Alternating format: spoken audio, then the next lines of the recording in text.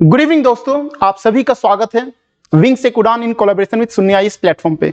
तो आज की सेशन में हम डिस्कस करने वाले हैं प्रीवियस ईयर्स जेकेएस 2023 साइंस के क्वेश्चंस को, और ये भी समझने की कोशिश करेंगे कि जो साइंस जनरल मैक्सिमम क्वेश्चन जो पूछे गए हैं आपके, वो जनरल साइंस से क्वेश्चन पूछे गए हैं, ठीक है ना। 2-3 क्वेश्चन ऑब्वियसली आपके साइंस से टेक्स्ट से क्वेश्चन पूछे गए हैं, लेकिन जो आपके जनरल साइंस में भी जो क्वेश्चन पूछे गए हैं वो मोर और लेस कहीं ना कहीं आपको एक एनालिटिकल बेस्ड क्वेश्चन पूछे गए हैं। चलिए, तो हम इस क्वेश्चन को इन डिटेल डिस्कशन करने की कोशिश करते हैं। सबसे पहला जो क्वेश्चन है ये आपका साइंस इन टेक है regarding OTT platform. OTT platform क्या होता है? ओवर द टॉप प्लेटफॉर्म, ठीक है ना। यहाँ पे जो स्टेटमेंट दिए गए हैं, पहला स्टेटमेंट क्या दिया गया है? The first dependent Indian OTT platform was big flix launched by Reliance entertainment इन 2008। ये स्टेटमेंट आपका सही है, ओके। सेकेंड स्टेटमेंट जो है, there is no regulatory mechanism by the government of India for such platform but they function under the ambit of ministry of information and broadcasting. ये statement भी जो है काफी सही है, क्योंकि जब ओटीटी प्लेटफॉर्म जो लॉन्च किया गया था, ठीक है ना, वहां पर स्टार्टिंग से ही गवर्नमेंट अगर किसी भी प्रकार का रूल्स एंड रेगुलेशंस अगर सेट कर देती तो ये प्लेटफॉर्म जो है, ये सर्विस सेक्टर जो है ग्रो ही नहीं कर पाता।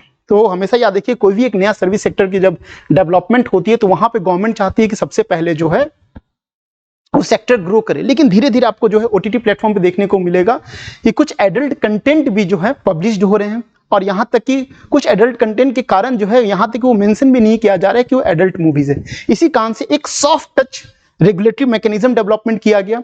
उस मैकेनिज्म में क्या था कि जितने भी आपके डिफरेंट ओटीटी प्लेटफॉर्म जो है, ठीक है ना, वो उनकी एक खुद की रिस्पॉन्सिबिलिटीज है कि जो भी आपके वेब सीरीज या मूवी का डेवलपमेंट होता है, उन सारे मूवीज को जो है वो सेल्फ क्लासिफाई करें कि वो आपके यूनिवर्सल है, 7 ईयर्स, 13 ईयर्स, 16 ईयर्स या एडल्ट कंटेंट है। एंड अपार्ट फ्रॉम दैट, सबसे इंपॉर्टेंट बात है कि सारे प्लेटफॉर्म जो है उनकी ये रिस्पॉन्सिबिलिटी है कि वो एक ग्रीवेंस रिडर्सल ऑफिसर्स को अपॉइंट करे, और किसी भी प्रकार के ग्रीवेंसेस होते हैं उन्हें रीएड्रेस किया जाए 15 दिनों में। तो वही ये क्वेश्चन है, आप देख सकते हैं यहाँ पे। तो दूसरा स्टेटमेंट भी सही है। तीसरा स्टेटमेंट क्या है? Each platform that has signed the self-regulation code created by the Internet and Mobile Association of India will have to set up a consumer complaints department and an internal committee। तो आपका तीनों statement जो है आपका सही है, okay. तो ये क्वेश्चंस आपको इसलिए पूछा गया था क्योंकि ओटीटी प्लेटफॉर्म जो है काफी ज्यादा न्यूज में है। नाउ देखिए, कभी कभार जो है ना बाउंसर क्वेश्चन होते हैं, ठीक है ना, कभी कभार कुछ बाउंसर क्वेश्चन होते हैं, उस क्वेश्चन को छोड़ देने में ही जो है भलाई होती है। जैसे यहाँ पे जो क्वेश्चन पूछा गया है कि potassium dichlorate decomposition occurs in the temperature range of, तो ये इट इज वेरी डिफिकल्ट। ये काफी डिफिकल्ट होता है कि हम जो है किसी भी सब्सटेंस का जो डिसोसिएशन टेम्परेचर जो होता है उसको हम लोग समझ सके। तो पोटासियम, अब यहाँ पे जो क्वेश्चन पूछा गया है, पोटासियम क्लोरेट का डिकम्पोजिशन जो है वो किस टेम्परेचर पे होता है, ठीक है ना। तो डिकम्पोजिशन की अगर हम बात करेंगे, देन यहां देखिए, यहाँ पे बेसिकली जो सबसे पहला जो ऑप्शन जो है 753 to 873 केल्विन, ठीक है ना, ये आपका ऑप्शन है। अगर हम पोटासियम क्लोरेट की डिकम्पोजिशन की बात करते हैं तो देखिए, पोटासियम क्लोरेट जो है यहां पे विदाउट मैग्नीशियम, अगर हम मैग्नीशियम डाइऑक्साइड जो है उसको ऐड नहीं करते हैं तो उसका डिकम्पोजिशन जो टेम्परेचर होगा कितना होगा? 653 to 873 केल्विन होगा। और वहां पे अगर मैंगनीज डाइऑक्साइड को हम ऐड करते हैं तो इसकी डिकम्पोजिशन टेम्परेचर जो है वो कम हो जाएगी। उसकी टेम्परेचर कितनी हो जाएगी? 473 से लेकर 633 केल्विन तक हो जाएगी, ठीक है। तो ये आपके बाउंसर बेस्ड क्वेश्चन होते हैं। यहां तक इस क्वेश्चन को अगर आप पढ़ भी लीजिएगा ना तो it is very difficult to solve. Temperature range को याद रखना ये काफी ज्यादा डिफिकल्ट होता है। Now name the twin satellites orbiting earth tracking the movement of water around the planet. तो यहां पे देखिए, अगर सबसे पहले जो ऑप्शन जो दिए गए हैं यहां पे ऑप्शन, सबसे पहला ऑप्शन क्या है? इनसेट सैटेलाइट है। तो इनसेट सैटेलाइट्स आपके क्या होते हैं? इनसेट सैटेलाइट जो आपके जियो स्टेशनरी सैटेलाइट होते हैं। क्या होते हैं? जियो स्टेशनरी सैटेलाइट होते हैं। आप सभी को पता होगा कि जियो स्टेशनरी सैटेलाइट्स क्या होते हैं।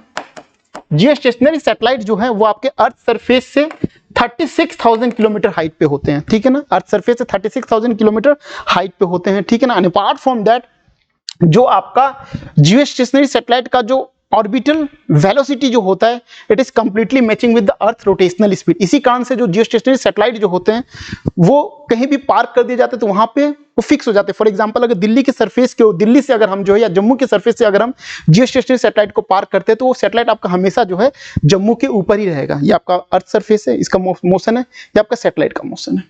लेकिन यहां पे क्वेश्चन पूछा गया है कि trekking the movement of water around the planet. अब अगर हम चाहते हैं कि अर्थ के सरफेस पे जो वाटर मूवमेंट जो उसे ट्रैक करेंगे तो ऑब्वियसली जो सैटेलाइट्स होने चाहिए वो आपके अर्थ सरफेस के क्लोजेस्ट होने चाहिए, ठीक है ना। They will be parked into the low earth orbit. Low earth orbit मतलब जिसकी रेंज अगर हम बात करेंगे तो आपके 2000 किलोमीटर रेंज से कम है। लेकिन यहां तो देख रहे हैं कि यहां पे जो सैटेलाइट जो 36,000 किलोमीटर हाइट पे किया गया है तो ये आपका एलिमिनेट हो जाएगा। जनरली ये सैटेलाइट जो इनसेट सैटेलाइट जो है जो टीवी ब्रॉडकास्टिंग सर्विसेज वगैरह मिलते हैं ये आपके सारे इनसेट सैटेलाइट के थ्रू मिलते हैं। नाउ आता है ग्रेस एफओ। तो ये ग्रेस एफओ जो है ये नासा और जर्मन रिसर्च के थ्रू लॉन्च किया गया सैटेलाइट है जिसका पर्पज ये है कि वाटर मूवमेंट को ट्रैक करे। तो ये स्टेटमेंट सही हो जाएगा ना। Third is what, calypso satellite. अगर हम कैलिप्सो सैटेलाइट की बात करते हैं तो ये आपका नासा एंड फ्रांस के द्वारा लॉन्च किया गया है ताकि ये vertical profiles of cloud and aerosols को समझ सके। Vertical profile of clouds and aerosol. तो बेसिकली ये जो है आपका कैलिप्सो सैटेलाइट जो है ये समझना चाहता है कि क्लाउड फॉर्मेशन जो है किस प्रकार से इंपैक्टेड होते हैं, ठीक है। चौथा जो है नीमो। तो नीमो की अगर बात करेंगे तो नीमो का मतलब है new extreme NASA extreme environmental mission operation. NASA extreme environmental mission operation. तो ये जो है पर्टिकुलर मिशन जो था ये नासा के द्वारा लॉन्च किया गया था ताकि जो है जो साइंटिस्ट और एस्ट्रोनॉट जो है वो अंडर वाटर जाके रिसर्च कर सके। पर्टिकुलरली अंडर वाटर एक लेबोरेटरी है जिसका नाम है एक्वेरियस लेबोरेटरी। तो यहाँ पे साइंटिस्ट हो गए जो एस्ट्रोनॉट्स हो वहां जाके रिसर्च कर रहे हैं।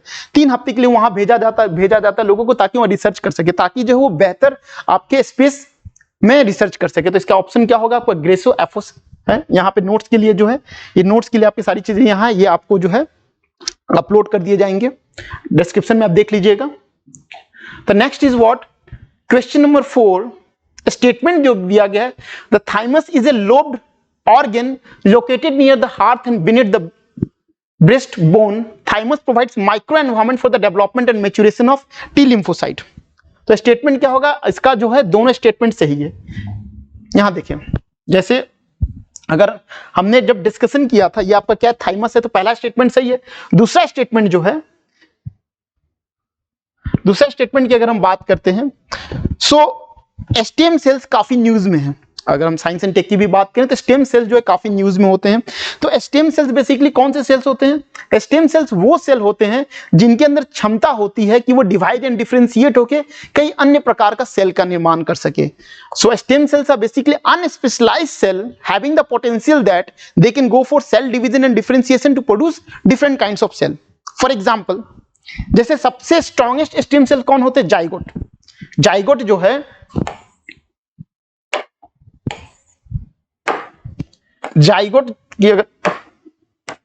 जाइगोट जो है ये आपका सबसे स्ट्रॉन्ग स्टेम सेल, इसलिए इसको क्या कहा जाता है? टोटीपोटेंट कहा जाता है। टोटीपोटेंट कहा जाता है। टोटीपोटेंट मतलब जाइगोट एक ऐसा स्टेम सेल है जिसके अंदर क्षमता है कि वो बॉडी में हर एक प्रकार का सेल का निर्माण कर सकते हैं। ऑब्वियस बात है आफ्टर सेक्सुअल फर्टिलाइजेशन जो सिंगल सेल जो फॉर्म होता है उसे जाइगोट कहते हैं। और जाइगोट के बाद ही सेल डिवीजन डिफरेंशिएशन होता है जिसके बाद हमारा कंप्लीट बॉडी का डेवलपमेंट होता है। नेक्स्ट स्टेम सेल कौन है? नेक्स्ट स्टेम सेल आपका एम्ब्रायो होता है। सो एम्ब्रायो आपका जो है प्लूरिपोटेंट स्टेम सेल है। प्लूरिपोटेंट का मतलब होता है ये भी आपका बहुत सारे डिफरेंट सेल्स बना सकते हैं एक्सेप्ट जाइगोट। उसके बाद अगर मल्टीपोटेंट की अगर हम बात करेंगे, मल्टीपोटेंट तो मल्टीपोटेंट में अगर हम एग्जांपल की बात करेंगे तो बोन मेरो, आप सभी को पता होगा कि बोन मेरो ट्रांसप्लांटेशन किया जाता है if somebody is suffering from blood disorder. ये क्यों किया जाता है? क्योंकि बोन मेरो के अंदर में आपका हेमाटोपोइटिक स्टेम सेल्स होते हैं। क्या होते हैं? यहाँ पे हेमाटोपोइटिक स्टेम सेल्स होते हैं। ये जो है आपके हेमाटोपोइटिक स्टेम सेल्स,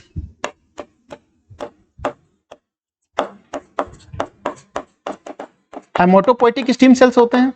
ये स्टेम सेल्स जो है after division, cell division and differentiation ये क्या बनाते हैं? ये बनाते हैं आपके WBC सेल्स बनाते हैं। आरबीसी सेल्स बनाते हैं और आपके डब्ल्यूबीसी और आपके जो ब्लड प्लेटलेट्स बनाते हैं, क्या बनाते हैं? ब्लड प्लेटलेट्स बनाते हैं। ओके, ना अगर डब्ल्यूबीसी की बात करेंगे तो यहां पे जो इम्यून सेल्स जो होते हैं आपके लिम्फोसाइट्स भी बनाते हैं। लिम्फोसाइट्स मतलब आपके B lymphocytes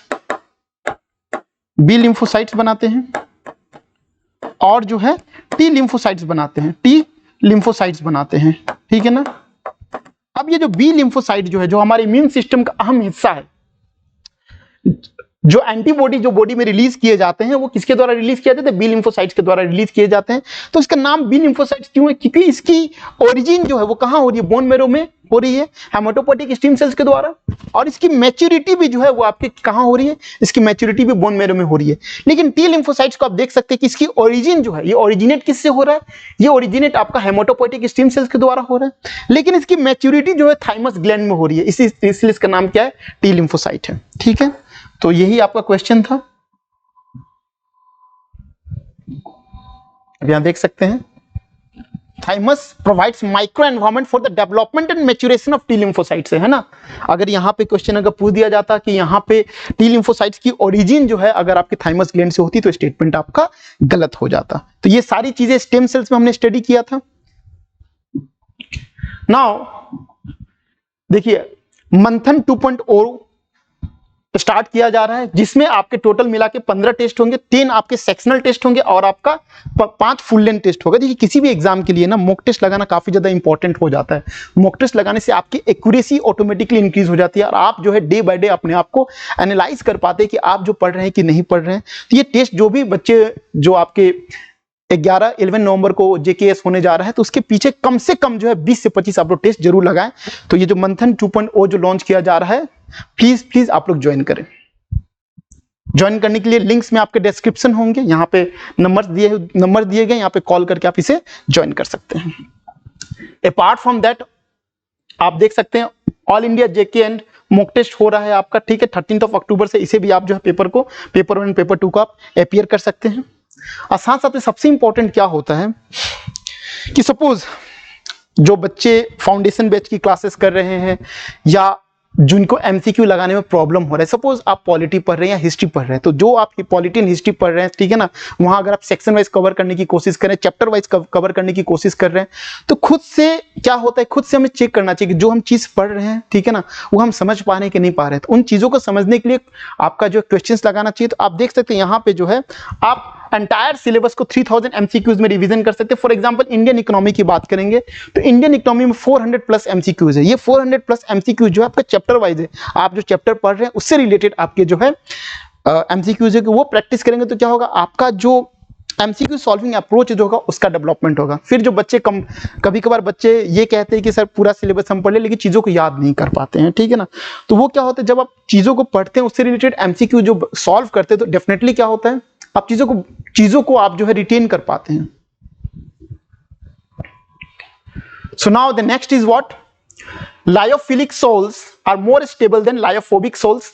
statement 2, lyophilic colloids are extremely solvated. तो देखिए दो टर्म्स होता है, एक फिलिक होता है, एक फोबिक होता है। फिलिक मतलब वाटर लविंग होता है और फोबिक मतलब क्या होता है, वाटर हेट्रेड होता है। तो लायोफिलिक सोल जो है यहाँ पे देखिए are more stable than lyophobic sols. तो लायोफिलिक सोल जो है वो क्या होता है, वो वाटर लिविंग होता है, तो उसके ऊपर में वाटर का एक लेयर का डेवलपमेंट होता है जिसके कारण से वो आपका मोर स्टेबल हो जाता है। तो वही स्टेटमेंट दिए हुए हैं। कभी कभार क्या होता है कि किसी चीज की जानकारी नहीं होती तो आप एक दूसरे स्टेटमेंट को जो है आप कोरिलेट करने की कोशिश कर सकते हैं। तो lyophilic sols are more stable than lyophobic sols because उसमें एक आपका वाटरी लेयर का डेवलपमेंट हो जाता है जिसके कारण से एक प्रोटेक्टिव लेयर का डेवलपमेंट हो जाता है। रीजन क्या है, lyophilic colloids are extremely solvated. ठीक है, तो दोनों स्टेटमेंट आपके सही हैं। ये नोट्स के लिए मैंने आपको यहां पे मेंशन कर दिया है। The next is what? Which of the bacteria is responsible for the production of methane from the methanogens present in the animals? ठीक है, अब क्या होता है, किसी भी एनिमल्स की बात करते हैं, जो आपके एनिमल्स की बात करते हैं सो एनिमल्स जो होते हैं, जनरली काऊ की बात करेंगे, ये सब जो है किस पे फीड करते हैं, ये जनरली आपको प्लांट पे फीड करते हैं। और जो प्लांट्स पे फीडिंग करते हैं तो याद रखेंगे प्लांट के जो आपके सेल वॉल जो होते हैं वो किससे बने होते हैं, सेल्यूलोज से बने होते हैं, ठीक है ना। और याद रखेंगे cellulose it is very difficult to digest, इसीलिए एनिमल का जो स्मॉल इंटेस्टाइन जो होता है वो काफी बड़ा होता है, ठीक है ना, ताकि सेल्यूलोज को डाइजेशन होने में काफी ज्यादा समय लगता है। अपार्ट फ्रॉम दैट जो मीथेन गैस जो रिलीज होता है, ठीक है ना, मीथेन गैस जो रिलीज होता है, तो मीथेन गैस रिलीज होने के लिए आप देख सकते हैं कौन सा वहां पे जो है मिथेनोजेंस बैक्टीरिया का यूज किया जाता है, ठीक है ना। अब वो पर्टिकुलर बैक्टीरिया कौन सा है, ये पर्टिकुलर बैक्टीरिया का नाम है आर्किया बैक्टीरिया, ठीक है ना, आर्किया बैक्टीरिया। ओके, देख सकते हैं आप। Next is your an electrons enters a magnetic field at right angle. जो इलेक्ट्रॉन जो है आपके ये राइट एंगल में एंटर कर रहे हैं, okay. An electron enters a magnetic field at right angle, the direction of force according to the Fleming left hand rule acting on the electron will be. तो सबसे पहला बात जो है हमें कौन सा फ्लेमिंग लेफ्ट हैंड रूल के अकॉर्डिंग देखना है।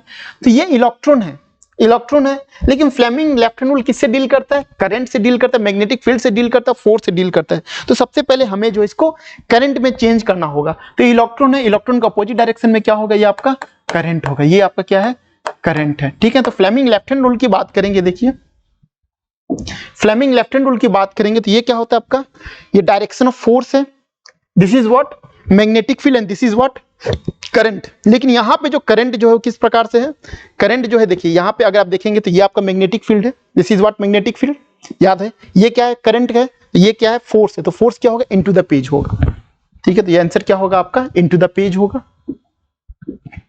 नाउ प्रेस बायोपिया, तो प्रेस बायोपिया जो है क्यों होते हैं, presbyopia occurs due to gradual weakening of the ciliary muscles. जो सिलियरी मसल्स जो होते हैं वो आपके क्या करते हैं, आई के जो लेंस होते हैं, लेंस को एकोमोडेट करते हैं। एकोमोडेट मतलब उसका फोकल लेंथ को चेंज करते हैं। लेकिन एज के कारण क्या होता है, एज के कारण जो सिलियरी मसल्स में बहुत सारे जो सेल्स एंड टिश्यूज होते हैं वो आपके मर जाते हैं। तो मरने के कारण जो उनकी एडजस्टमेंट एंड एकोमोडेशन कैपेसिटी जो होती है वो कम हो जाती है। इसी को क्या कहा जाता है, आपको प्रेस बायोपिया कहा जाता है। प्रेस बायो को रेक्टिफाई करने के लिए बाय आपका जो है concave lens and convex lens जो होते हैं दोनों का इस्तेमाल किया जाता है। बायफोकल लेंस जो होता है उसका इस्तेमाल किया जाता है। Now, question 9, chemistry is the science of molecules and their transformation. It is the science not so much of the 100 elements but of the infinite variety of the molecules that may be built from that. तो statement जो है किसके द्वारा किया पूछा गया था, देखिए जो एनसीईआरटी जो होते हैं, एनसीईआरटी में कुछ स्टेटमेंट डायरेक्टली क्वेश्चन पूछ दिए जाते हैं। ये स्टेटमेंट जो है क्लास 11th के एनसीईआरटी से पूछा गया है।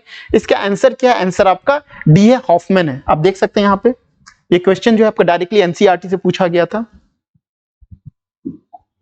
नाउ क्वेश्चन 10, ये काफी इंपॉर्टेंट, देखिए acceleration due to gravity, free fall, gravitational constant, okay, acceleration due to gravity is constant throughout the earth surface और नॉट। ये काफी जो है इंपॉर्टेंट क्वेश्चन होता है, यूपीएससी के पॉइंट ऑफ व्यू से भी देखने की कोशिश करेंगे तो, या फिर आपका जेकेएस के भी पॉइंट ऑफ व्यू से क्वेश्चन देखने की कोशिश करेंगे तो यहां क्या क्वेश्चन पूछा गया है, the universal gravitational constant is important because it determines the strength of one of the forces in nature.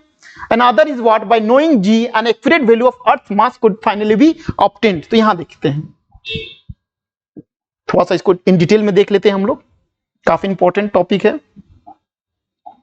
कभी भी क्वेश्चन पूछा, इस टॉपिक से रिलेटेड जो है कभी भी आपको क्वेश्चन पूछा जा सकता है। हो सकता है कि इस साल भी जो पेपर होने वाला वहां पे भी पूछ दिया जाए। तो जो न्यूटन्स लॉ ऑफ ग्रेविटेशन जो है, न्यूटन्स लॉ ऑफ ग्रेविटेशन क्या कहता है, each and everybody in the universe, each and everything into the universe that is having the mass will attract each and other body. तो Newton's law of gravitation ये कहता है कि किसी भी वस्तु की अगर हम बात करते हैं जिनमें मास है तो वो दूसरे वस्तु को क्या करेगा, अट्रैक्ट करने की कोशिश करेगा। इसे हम लोग क्या कहते हैं, with a force called force of gravity. तो न्यूटन्स लॉ ऑफ ग्रेविटेशन के अनुसार जो है, सपोज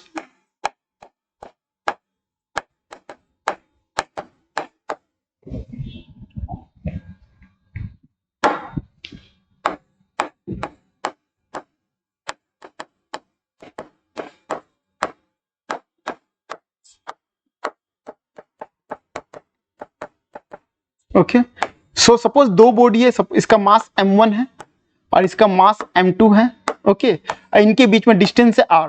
तो फोर्स ऑफ ग्रेविटी जो है it is directly proportional to the product of the masses and what, inversely proportional to the square of the distance between them. तो दोनों स्टेटमेंट के अनुसार जो है force of gravity is what, directly proportional to m1 m2 and describe the distance between them. नहीं, ये proportional sign जो है ना, इसको तभी रिमूव कर पाते हैं जब इसके इक्विवेलेंट प्रोपोर्शनलिटी कांस्टेंट को हम ऐड करते हैं। तो यहाँ पे जो इक्विवेलेंट प्रोपोर्शनलिटी कांस्टेंट वो क्या है आपका g, fg equals to what, g m1 m2 r square. ये g को हम लोग क्या बोलते हैं, ग्रेविटेशनल कांस्टेंट कहते हैं, ग्रेविटेशनल कांस्टेंट कहते हैं। नाउ ये जो ग्रेविटेशनल कांस्टेंट जो है, it is what, constant throughout the universe. अगर आप यूनिवर्स में कहीं भी चले जाइए, जी का वैल्यू आपका सेम रहेगा। जो चार फोर्सेस, जो चार फंडामेंटल फोर्सेस जो है, स्ट्रॉन्ग फोर्सेस हो गए, वीक फोर्सेस हो गए, न्यूक्लियर फोर्सेस हो गए, और आपके जो है फोर्सेस ऑफ ग्रेविटी हो गए, ठीक है ना। तो आप देख सकते हैं यहाँ फोर्सेज ऑफ ग्रेविटी को जो है कैलकुलेट किया जाता है with the help of G, with the help of G. पहला स्टेटमेंट सही है। सेकेंड स्टेटमेंट जो है, सपोज ये अर्थ सरफेस है, ये अर्थ सरफेस है, अर्थ का मास कितना है, m है, रेडियस क्या है, सपोज r है, यहाँ पे एक बॉडी जो है स्मॉल मास m, ये फ्री फॉल कंडीशन में है। तो फ्री फॉल कंडीशन में होगा, इसका मतलब क्या, it is attracted toward the centre of the अर्थ, है ना। और फ्री फॉल कंडीशन में जो बॉडी जो है वो आपका एक्सीलरेशन ड्यू टू ग्रेविटी से गिरता है। तो this is g, g is what, acceleration due to gravity. Now यहां देखेंगे, यहां पे क्या होगा, जो फोर्स ऑफ अट्रैक्ट, जो आपका ग्रेविटेशनल फोर्सेस जो होगा वो क्या होंगे, मास m, capital mass m, mass of the earth, and distance is what, r square, gravitational constant, ठीक है ना। r स्क्वायर नहीं, यहाँ पे आप हाइट भी कंसीडर कर सकते हैं, लेकिन हाइट जो है रेडियस के मुकाबले काफी छोटा है, इसलिए हाइट को हम लोग नेग्लेक्ट कर देते हैं, ठीक है ना। नाउ फोर्स ऑफ ग्रेविटी की बात करेंगे तो यहाँ पे क्या, न्यूटन सेकेंड लॉ के अनुसार जो है mass mg, g m m upon r square, mm cancel कर दिया हम लोगों ने। नाउ g is what, g m upon r square, okay. Now यहां देखते हैं ये क्या, acceleration due to gravity. Acceleration due to gravity का वैल्यू आपका कांस्टेंट है 9.8 मीटर पर सेकंड स्क्वायर, लेकिन याद रखेंगे एक्सीलरेशन ड्यू टू ग्रेविटी जो है through out the earth surface constant नहीं है, क्योंकि एक्सीलरेशन ड्यू टू ग्रेविटी जो किसके ऊपर डिपेंडेंट है, radius of the earth. Radius of the अर्थ जो आपका कांस्टेंट नहीं है, पोल्स पे चले जाएंगे तो अर्थ के शेप के कारण जो है वो क्या है, पोल्स पे आपका रेडियस छोटा है, तो पोल्स पे रेडियस छोटा है तो क्या होगा, जी आपका बढ़ जाता है, और जी बढ़ेगा इसका मतलब क्या है कि पोल्स पे आपके वेट बढ़ जाते हैं। Now acceleration due to gravity constant है, ग्रेविटेशनल कांस्टेंट पता है आपको, रेडियस ऑफ द अर्थ पता है, आप मास जो है कैलकुलेट कर सकते हैं, यही आपका क्वेश्चन पूछा गया था। तो ये भी स्टेटमेंट क्या होगा आपका, सही हो जाएगा, ठीक है ना। ओके, स्टेटमेंट क्या हो जाएगा, by knowing G an accurate value of the earth mass could finally be obtained. तो स्टेटमेंट क्या होगा, दोनों स्टेटमेंट आपका सही है, इसका आंसर क्या होगा, ए होगा, ठीक है, आंसर ए होगा। Now litmus solution is a purple dye extracted from, किससे एक्सट्रैक्ट किया जाता है लिटमस सॉल्यूशन, आपका लाइकेन से जो है एक्सट्रैक्ट किया जाता है, ठीक है ना। लाइकेन बेसिकली क्या होता है, अगर लाइकेन की बात करेंगे तो ये आपका सिम्बायोटिक रिलेशनशिप होता है in between fungi and algae. जो फंगी जो होता है वो क्या करता है, एल्गी को अपना हैबिटेट प्रोवाइड करता है, उस हैबिटेट में मॉइस्चर रहते हैं प्लस इनऑर्गेनिक सॉल्ट्स रहते हैं। उसी के रेस्पेक्ट में अगर हम एल्गी की बात करेंगे तो एल्गी जो है उस मॉइस्चर इनऑर्गेनिक सॉल्ट को यूज करके फोटोसिंथेसिस परफॉर्म करते हैं। फोटोसिंथेसिस से जो आपका स्टार्च का डेवलपमेंट होता है, it is shared with the fungi. Next question is what, question number 12, consider the following pairs. यहां पे हमें एसेक्सुअल रिप्रोडक्शन को समझना है, प्लेनेरिया, एस्पाइरोगियरा, अमोइबा एंड ईस्ट। तो यहां पे अगर हम देखेंगे सो ये देखिए, सबसे पहला जो है प्लेनेरिया जो है ये आपका रीजनरेशन के थ्रू मूव करता है। रीजनरेशन मतलब अगर प्लेनेरिया को आप अगर कट कर देते हैं तो हर एक सिंगल पार्ट के अंदर पोटेंशियल होता है कि वो सेल डिवीजन करके कंप्लीट आपका प्लेनेरिया में डेवलपमेंट होता है, इसे हम लोग क्या कहते हैं, रीजनरेशन कहते हैं। उसके बाद अगर हम एस्पाइरोगियरा की बात करेंगे तो ये क्या है आपका फ्रेगमेंटेशन। एस्पाइरोगियरा का it's a type of algae है, ठीक है ना। ये क्या करता है आपका फ्रेगमेंटेशन के थ्रू आपका सेक्सुअली रिप्रोडक्शन करता है। फॉर एग्जांपल एस्पाइरोगियरा का जो कॉमन एग्जांपल जो है, आपने गांव में पॉन्ड्स वगैरह को देखा होगा। पॉन्ड्स वगैरह जो सपोज गांव में पॉन्ड्स वगैरह जो है, पॉन्ड्स वगैरह में क्या होता है, न्यूट्रिएंट एनरिचमेंट हो जाते हैं जिसके कारण से जो है एल्गल बूम हो जाता है। तो ये सपोज एस्पाइरोगियरा का फॉर्मेशन हुआ है। ये किस तरीके से डिवाइड करते हैं, ये फिर यहाँ से डिवाइड होंगे, ये पोर्शन फिर ये पोर्शन यहाँ से डिवाइड होगा, ऐसे कर करके जो है सपोज ये है, ये डिवाइड हो जाएगा 2 पोर्शंस में, फिर ये जो है 2 पोर्शंस में डिवाइड हो जाएंगे, फिर ये 2 पोर्शन, इस तरीके से पूरी पॉन्ड्स को या एरिया को कैप्चर कर लेते हैं। इसे क्या कहते हैं, फ्रेगमेंटेशन करते हैं। एमोइबा की बात करेंगे तो एमोइबा जो है वो आपका जो है वो किससे करता है, एमोइबा की बात करेंगे तो वो आपका जो है फिजन के थ्रू करता है, और ईस्ट जो है वो आपका बर्डिंग के थ्रू करता है, ठीक है ना। तो इसमें से करेक्ट स्टेटमेंट क्या है, only one pair is correct. कौन सा, आपका जो स्पाइरोगियरा जो एल्गी है जो कि आपके सेक्सुअली रिप्रोड्यूस करता है फ्रेगमेंटेशन के थ्रू। देखिए ये काफी अच्छा क्वेश्चन था, रीजनरेशन इन प्लेनेरिया। मैंने बताया कि प्लेनेरिया का अगर एक भी पोर्शन को आप अगर कट कर देते हैं तो कट करने के बाद हर एक पोर्शन के अंदर क्षमता होती है कि वो आपका रीजनरेट कर दे, रीजनरेशन कंप्लीट इंडिविजुअल्स को डेवलपमेंट कर दे। जब काफी रिसर्च किया गया तो रिसर्च करने के बाद पता चलता है कि प्लेनेरिया जो है जब उसे आप कट कर देते हैं तो कट करने के बाद इसमें बहुत सारे स्टेम सेल्स हो जाते हैं। वही स्टेम सेल्स जो होते हैं, जैसे हमारी बॉडी में स्टेम सेल्स जाइगोट की बात करते हैं, तो जाइगोट के अंदर पोटेंशियल है कि वो जो है आपका कंप्लीट ह्यूमन बॉडी का डेवलपमेंट कर सकता है, लेकिन हमारे जाइगोट से हम खुद के डेवलप हुए हैं। तो यहाँ पे आप देख सकते हैं जो यहाँ पे आपके स्टेम सेल्स काफी ज्यादा मात्रा में होते हैं जो कि आपका डिवीजन एंड डिफरेंशिएशन होके कंप्लीट इवन प्लेनेरिया का भी डेवलपमेंट कर सकते हैं, ठीक है। ये देखिए आपका ये बाइनरी फिजन प्रोसेस होता है एमोइबा में, okay. And apart from that budding in yeast, and this is what spirogyra, जिसका जो है आपका सेक्सुअल रिप्रोडक्शन के थ्रू, फ्रेगमेंटेशन के थ्रू इसका जो है आपका डेवलपमेंट होता है, ओके ना। क्वेश्चन नंबर 13 जो है हार्मोन्स जो होते हैं काफी फेमस क्वेश्चन होते हैं, किसी भी आप पीसीएस को देख लीजिए एक हार्मोन बेस्ड क्वेश्चन पूछा जाता है। तो यहाँ पे पूछा गया है इस क्वेश्चन को किस तरीके से सॉल्व कर सकते हैं। अगर ऑप्शन नहीं भी पता है आपको तो भी जो है आप इलिमिनेशन मेथड के थ्रू कर सकते हैं। जैसे फॉर एग्जांपल अगर आप सभी को पता होगा कि यहां देखिए, यहां सभी को पता होगा कि सिंपल सी अगर हम बात करें पैनक्रियाज, वो आपका इंसुलिन सीक्रेट करता है, पता ही आपको। पैनक्रियाज की अगर हम बात करें, ये आपका पैनक्रियाज होता है, ठीक है ना। यहाँ पे आपके इजलेट ऑफ लैंगरहैम सेल्स होते हैं, ये आपके बीटा सेल्स होते हैं। ये बीटा सेल्स आपके क्या रिलीज करते हैं, इंसुलिन रिलीज करते हैं, ठीक है ना। और ये इंसुलिन जहां कहां एक्ट करता है, हमारे ब्लड में जो ग्लूकोज जो होता है, ये आपका ग्लूकोज है, अगर ग्लूकोज का लेवल अगर ये आपका बढ़ जाता है तो इंसुलिन इसके ऊपर एक्ट करता है, और एक्ट करने के बाद जो है ये किस में कन्वर्ट हो जाता है, आपका ग्लाइकोजेन में कन्वर्ट हो जाता है। ये ग्लाइकोजेन जो है आपका लीवर में जाके स्टोर हो जाता है, ठीक है ना। अगर बाई चांस की बात है इंसुलिन सीक्रेशन प्रॉपर नहीं हो पाएगा तो वही जो है लोग जो है people they suffer from diabetes.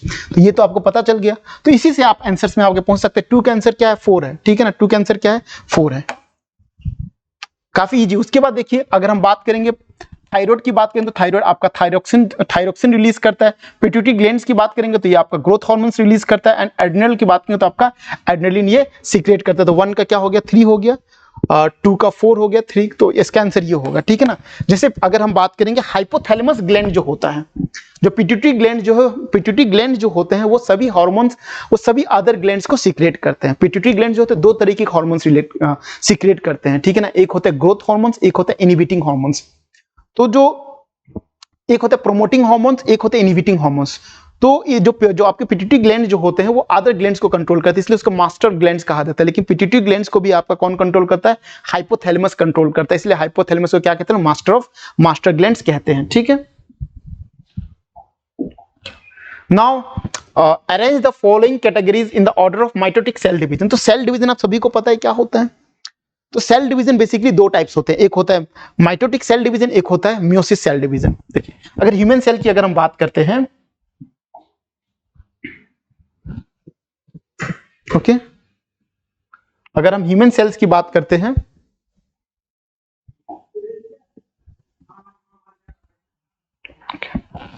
Now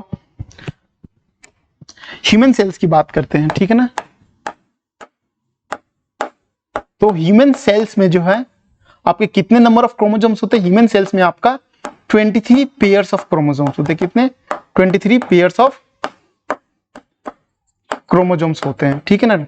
मतलब 23 पेयर्स मतलब 22 आपका नॉन सेक्सुअल होते हैं, और आपका 1 पेयर जो होता है वो आपका सेक्सुअल क्रोमोसोम्स होते हैं, ठीक है ना। 22 नंबर ऑफ क्रोमोसोम्स को क्या कहते हैं हम, ऑटोजोम्स कहते हैं। क्या कहते हैं, ऑटोजोम्स कहते हैं। और ये आपका sexual chromosomes X and Y होता है, ठीक है ना, एक्स एंड वाई होता है, ठीक है ना, जैसे एक्स वाई होता है। अगर मेल की बात करेंगे तो मेल में क्या होगा, मेल में किसी भी आप को एक सिंगल सेल भी लेते हैं तो सिंगल सेल में आपका 23 पेयर्स ऑफ क्रोमोसोम्स होंगे, उसमें 23 पेयर में से 22 पेयर्स होंगे प्लस एक्स वाई होंगे। और अगर फीमेल की बात करेंगे तो फीमेल में आपके क्या होंगे, 22 पेयर्स प्लस एक्स एक्स होंगे, तो बेसिकली एक्स एक्स होंगे। ये वाई क्रोमोसोम जो होते हैं वही आपका सेक्सुअल डिटरमिनेशन करते हैं, ठीक है। अब सेल डिवीजन की बात करते हैं तो सेल डिवीजन में सपोज ये एक सेल है, ये सेल डिवाइड होकर, मदर सेल डिवाइड होकर 2 सेल्स बनाए। इस सेल में कितना था आपका 46 नंबर ऑफ क्रोमोसोम था।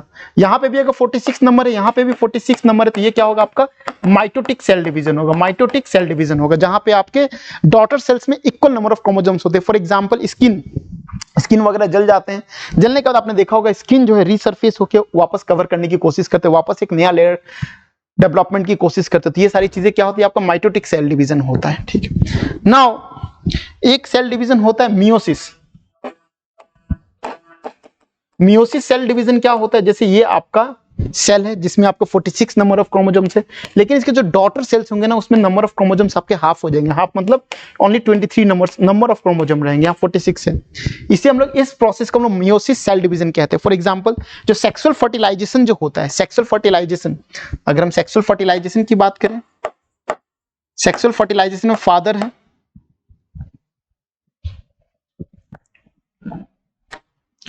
सेक्सुअल फर्टिलाइजेशन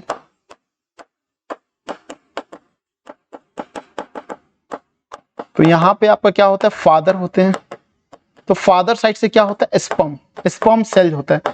लेकिन स्पर्म सेल में सिर्फ आपका क्या होता है 23 नंबर ऑफ क्रोमोसोम्स होंगे। कितना 23 नंबर ऑफ क्रोमोसोम होंगे।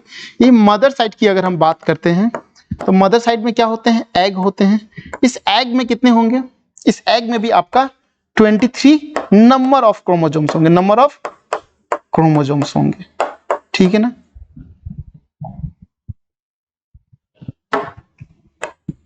ओके। ये न्यूक्लियस है, यहाँ पे आपके क्या होते हैं, ये आपका स्पर्म का शेप कुछ इस प्रकार से होता है। ये स्पर्म का फ्लेजिलम पोर्शन होता है ताकि स्पर्म इजीली मूव कर सके। यहाँ पे आपके माइटोकॉन्ड्रिया होते हैं जो कि power house of the cell होते हैं, ये एनर्जी रिलीज करते हैं ताकि स्पर्म मूव कर सके और एग को फ्यूज कर सके। ये आपका न्यूक्लियस है, न्यूक्लियस के अंदर में 23 नंबर ऑफ क्रोमोसोम्स होते हैं। तो यहाँ देख सकते हैं आप नंबर ऑफ क्रोमोसोम्स हाफ हो गए हैं। तो ये स्पर्म एंड एग जो है किस सेल डिवीजन के थ्रू प्रोड्यूस होते हैं, ये आपका मियोसिस सेल डिवीजन के थ्रू प्रोड्यूस होते हैं। ठीक है ना, और उसके बाद जब सेक्सुअल फर्टिलाइजेशन होता है तो आपके स्पर्म जो है, स्पर्म के पर्टिकुलरली अगर हम बात करेंगे तो सिर्फ और सिर्फ न्यूक्लियस जो है आपके एग के साथ मर्ज कर जाता है, तब जाके जो है जो जाइगोट का फॉर्मेशन होता है उसमें 23 number from the father side and 23 number from the mother side, कुल मिला के आपके 46 नंबर या 23 पेयर्स का क्रोमोसोम्स का डेवलपमेंट होता है। ठीक है, नाउ यहां पे क्या है आंसर आपका, तो यहाँ पे जो माइटोटिक सेल डिवीजन होते हैं आपके स्टेजेस में होते हैं। तो स्टेजेस क्या है, prophase, metaphase, anaphase and telophase. तो आंसर क्या होगा, ए होगा इसका। ठीक है, now question number 15। Question number 15 क्या है, when a ray of light travelling from a rare medium to a denser medium slows down and bends towards the normal, or when it travels from a denser to a rarer medium it speeds up and bends away from the normal। ठीक है ना, सो अगर हम ये क्या है आपका refraction की हम बात कर रहे हैं, किसके बारे में बात कर रहे हैं, रिफ्रैक्शन के बारे में। देखिए तो किस तरीके से याद रखा जाए, ये आपका रिफ्रैक्शन है। रिफ्रैक्शन बेसिकली कब होता है, जब आपके दो अलग मीडिया हो। सपोज ये आपका एक ग्लास मीडिया है, दिस इज व्हाट, एक ग्लास मीडिया, ये ग्लास है, ये क्या है आपका ग्लास है, एंड ये क्या है, एयर है, ये क्या है, एयर है। तो बेसिकली यहाँ पे दो डिफरेंट मीडिया हो गए, दो डिफरेंट मीडिया होगा तो दोनों मीडिया के अलग अलग रिफ्रैक्टिव इंडेक्स होंगे। तो यहाँ पे क्या होता है, रिफ्रैक्शन होता है। तो रिफ्रैक्शन में क्या होता है, सपोज ये आपका क्या है, एयर जो है रेयर मीडियम है, रेयर मीडियम है, और ग्लास जो है वो क्या आपका डेंसर मीडियम है, डेंसर मीडियम है। ठीक है, सो यहां देखिए अगर ये रे ऑफ लाइट है, सपोज ये रे ऑफ लाइट जो है आपका कहां से आ रहा है, रेयरर मीडियम से डेंसर मीडियम में आ रहा है। ठीक है ना, दिस इज द नॉर्मल, ये आपका नॉर्मल है। नाउ इस लाइट को एक्चुअली जो है, इस लाइट को कैसे निकलना चाहिए, एक्चुअली ये लाइट को एक्चुअली आपका जो है इस तरीके से निकलना चाहिए, लेकिन लाइट जो है it will move closer to the normal. क्यों, ऐसा क्यों, यहां ध्यान से देखिए, रे ऑफ लाइट जो है वो आपका रेयरर मीडियम से मूव कर रहा है कहां पे, डेंसर मीडियम में। ठीक है ना, तो ये क्या हो गया, it will move closer to the normal. ये क्या हो गया, it has move closer to the normal. क्यों, एग्जांपल इसको किस तरीके से याद रखें, सपोज आप बाइक चला रहे हैं, बाइक चला रहे हैं, बाइक आप एक हाईवे में चला रहे हैं, हाईवे क्या है आपका रेयरर मीडियम है, हाईवे से चलाते चलाते आप किसी कॉलोनी में आ गए, किसी सोसाइटी में आ गए, ऑटोमेटिकली आपकी बाइक की स्पीड जो है स्लो हो जाएगी। क्यों, हाईवे पे पार्टिकल्स नहीं होते, ह्यूमन बींग्स नहीं होते हैं, आप इजिली बाइक को चला सकते हैं। लेकिन जब सोसाइटी में आएंगे तो क्या होगा, वहां पे काफी ज्यादा ह्यूमन बींग्स होंगे, काफी ज्यादा ट्रैफिक होगा, तो आपकी स्पीड स्लो डाउन हो जाएगी, मतलब आप डेंसर मीडियम में आ गए, तो स्पीड स्लो हो रही है। तो यहां पे क्या होगा, आपका जो है रेयरर से डेंसर मीडियम की ओर मूव कर रहे हैं, तो रेयरर से डेंसर मीडियम के मूव करते स्पीड क्या होगा, स्लो होगा, इसलिए it will move closer to the normal. यहां पे क्या होगा, स्पीड जो है, speed slows down and it will move closer to the normal, closer to the normal. लेकिन एक पॉइंट याद रखिएगा यहां पे, फ्रीक्वेंसी रिमेन्स द सेम, क्योंकि फ्रीक्वेंसी जो है it is dependent upon the source, ठीक है ना, तो फ्रीक्वेंसी रिमेन्स द सेम, इस पॉइंट को याद रखेंगे। फ्रीक्वेंसी जो है it will remains the same, ठीक है, ओके। अब ये लाइट जो है आपका अब डेंसर से रेयर मीडियम में निकल रही है, ये क्या है आपका लाइट, सपोज यहां कंसीडर करें, सपोज ये लाइट जो है, अच्छा यही कंसीडर करते हैं, ठीक है, और चलिए यहां से फ्रेश करते हैं। सपोज ये लाइट जो है अभी कहां से, ये डेंसर मीडियम है, डेंसर मीडियम से रेयर निकलेगा, this is the normal. Actually इस लाइट को कैसे निकलना चाहिए, इस डायरेक्शन में निकलना चाहिए, लेकिन अब सोचिए आपकी बाइक जो है वो सोसाइटी से हाईवे के मूव कर रही है, सोसाइटी क्या है, denser medium, highway rare medium, आपकी बाइक की ऑटोमेटिकली स्पीड बढ़ जाएगी, स्पीड बढ़ेगी तो क्या होगा, it will move away from the normal. So यहाँ क्या होगा आपका, दिस इज द डायरेक्शन, क्या होगा, it will move away from the normal. क्यों, यहाँ पे स्पीड बढ़ गई है, स्पीड जो है इंक्रीज हो गई है, speed increases and because of that what, it has moved away from the normal, ठीक है ना। सो लेकिन यहाँ पे भी क्या होगा, frequency remains the same, because frequency जो it is dependent upon the source from which the light is being emitted. यहाँ स्टेटमेंट में क्या होंगे आपके आंसर, ओके। सो यहाँ देखिए, जब आपका रे ऑफ लाइट रेयर से डेंसर मीडियम में जा रहा है तो क्या होगा, स्लो होगा and bends towards the normal, सही है। And ray of light travelling from the denser to the rare medium क्या होगा, स्पीड आपका डेंसर से रेडियम, मतलब सोसाइटी से हाईवे पे जा रहे हैं तो क्या होगा, स्पीड आपका बढ़ेगा and it will bend away from the normal. तो स्टेटमेंट क्या होगा आपका, दोनों स्टेटमेंट सही है, तो आंसर क्या होगा, सी होगा आपका, ठीक है, आंसर सी होगा, डन, ओके। नाउ ये आपने एक्सप्लेन किया हुआ आप लोग के नोट्स के लिए, okay. When an object is kept at infinity, the nature of the image is formed by the convex lens is, तो convex lens की अगर हम बात करेंगे तो convex lens में देखें, यहाँ पे convex lens है, convex lens में इमेज कहाँ है, infinity पे है, तो आपका इमेज कहाँ फॉर्म हो रहा है, इमेज आपका जो है कहाँ फॉर्म हो रहा है, इमेज आपका जो है फोकस पे फॉर्म हो रहा है, इमेज क्या है, रियल एंड इन्वर्टेड है, तो आंसर क्या होगा, रियल एंड इन्वर्टेड 1 and 2।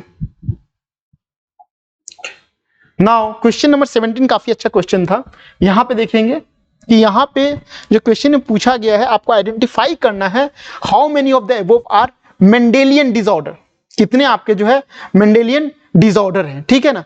तो यहाँ पे देखिए हेमोफीलिया दिया हुआ है, सिस्टिक फिब्रोसिस दिया हुआ है, सिकल सेल एनीमिया दिया हुआ है, डाउन्स सिंड्रोम दिया हो गया। देखिए मेंडेलियन डिसऑर्डर क्या होता है, जो कि इनहेरिटेड डिजीज होता है, समझे इस चीज को, जो अगर हम मेंडेलियन डिसऑर्डर की अगर हम बात करेंगे,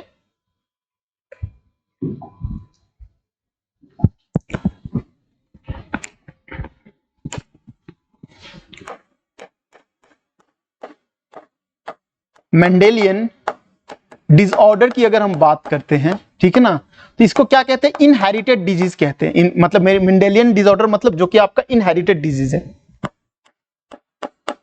इनहेरिटेड डिजीज का मतलब यहां देखिए, इनहेरिटेड डिजीज का मतलब जो है, सपोज ये फादर है, ये फादर साइड है,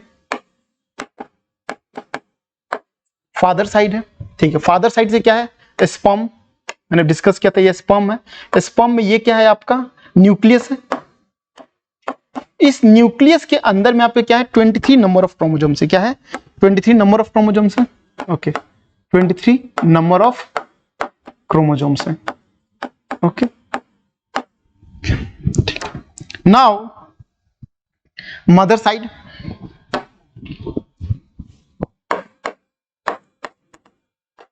this is the egg, this is the nucleus, इस न्यूक्लियस के अंदर में आपके 23 नंबर ऑफ क्रोमोसोम्स है, नंबर ऑफ क्रोमोसोम्स है। सपोज मदर साइड की अगर हम बात करते हैं तो मदर साइड के जो है किसी एक पर्टिकुलर क्रोमोसोम्स की अगर हम बात कर ले, कोई भी एक पर्टिकुलर क्रोमोसोम, सपोज यहाँ पे 20th नंबर जो क्रोमोसोम्स है उसमें 20th नंबर ऑफ क्रोमोसोम्स है, उसमें क्या है डिफेक्टिव जीन है, क्या है डिफेक्टिव जीन है।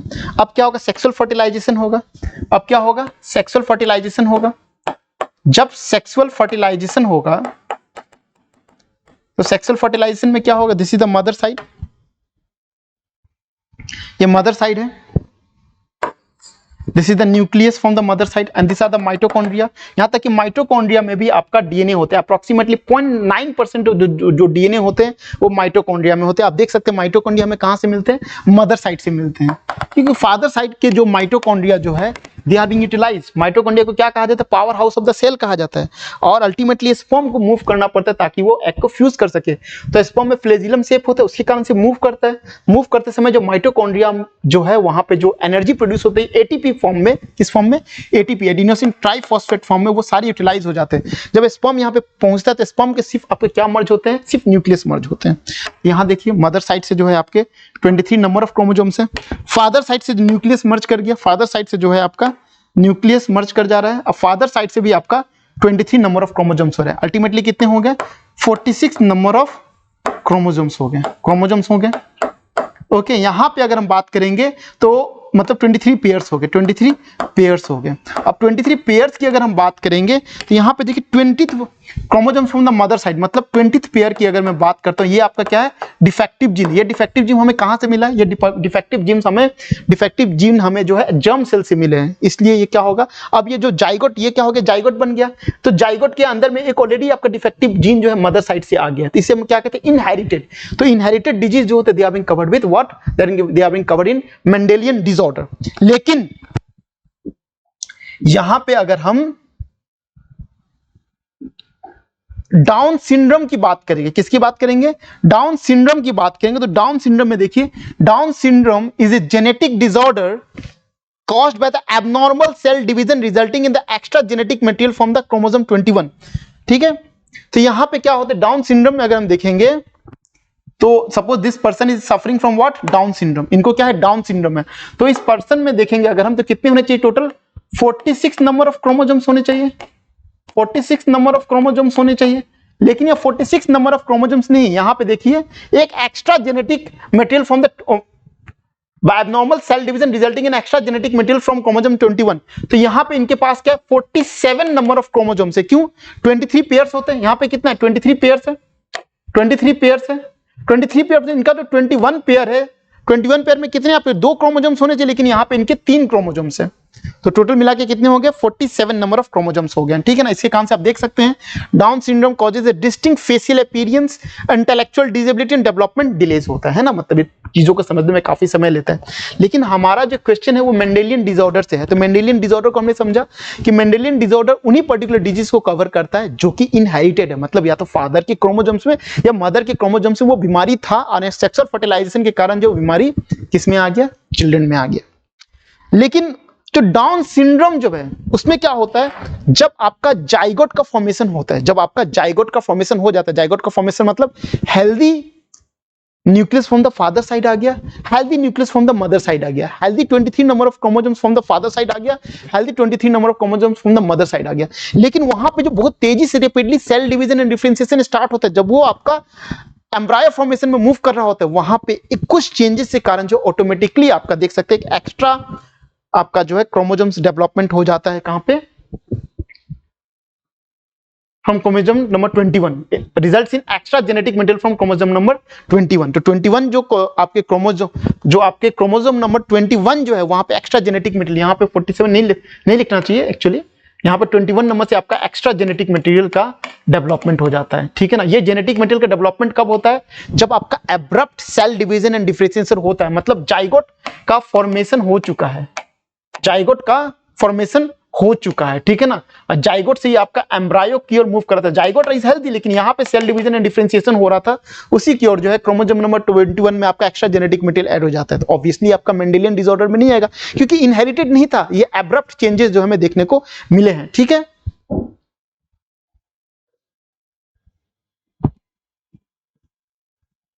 तो यहां पे क्या होगा, यहां पे देखिए आपका 3 जो डिजीज है वो कवर्ड हो रहे हैं, आपका लास्ट डिजीज कवर्ड नहीं हो रहा। तो how many of the above Mendelian disorder, तो आंसर क्या होगा, 3, ओनली 3 होगा। ठीक है, सो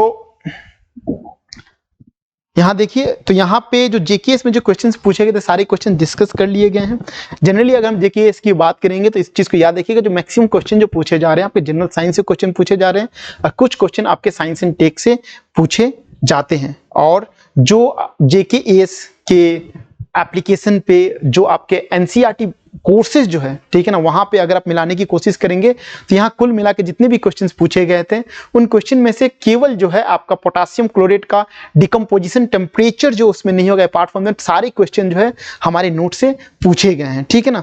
सो इसी के साथ जो है हम अलविदा लेना चाहते हैं। तो with this thank you, thanks lot everyone.